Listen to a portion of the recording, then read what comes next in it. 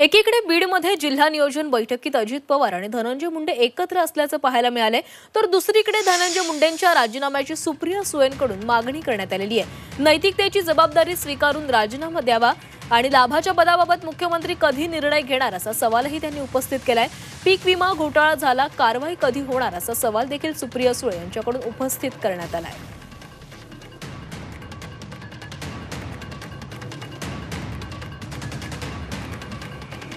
तर धनंजय मुंडे यांनी राजीनामा द्यावा अशी मागणी सुप्रिया सुळे यांच्याकडून करण्यात आलेली आहे।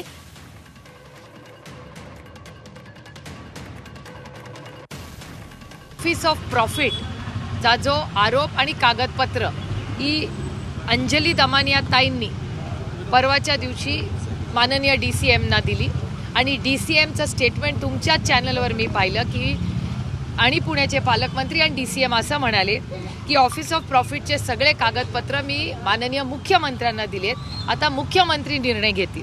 त्याच्यामुळे मी वाट बघते की महाराष्ट्राचे मुख्यमंत्री या ऑफिस ऑफ प्रॉफिटवर कधी निर्णय घेतील।